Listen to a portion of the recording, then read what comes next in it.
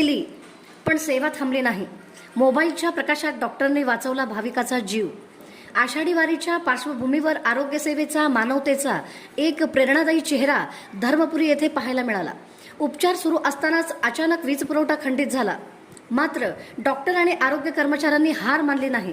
प्राथमिक आरोग्य केंद्रे मोरंची अंतर्गत धर्मपुरी येथील स्वागत कक्ष उपकेंद्रातील उपचार केंद्रात काल सायंकाळी एका अपघातग्रस्त भाविकाला तातडीने दाखल करण्यात आले। उपचार सुरू असतानाच वीज पुरवठा खंडित झाला।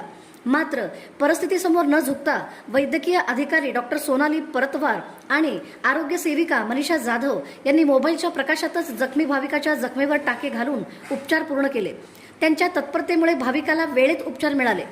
या सेवाभावाबद्दल अपघातग्रस्त भाविकाच्या पालकांनी डॉक्टर आणि आरोग्य कर्मचाऱ्यांचे मनापासून आभार मानत त्यांच्या कार्याचे कौतुक केले।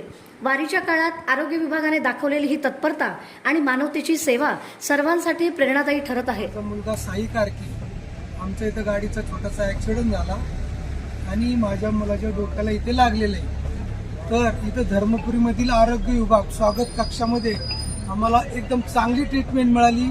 आम्हाला एकदम योग्य उपचार मिळाला आणि त्याच्यामुळं माझ्या मुलाची तब्येत म्हणजे चांगली आहे। आणि त्याच्या डोक्याला लागलेलं त्या मॅडम, डॉक्टर साहेब, सर्व स्टाफनी खूप आमच्यावर मेहनत घेऊन माझ्या मुलाला व्यवस्थित ट्रीटमेंट केलेली आहे। मी त्यांच्या खूप आभार व्यक्त करतो आणि खूप मला आनंद वाटला की त्यांनी आम्हाला एवढं चांगली ट्रीटमेंट दिल्याबद्दल।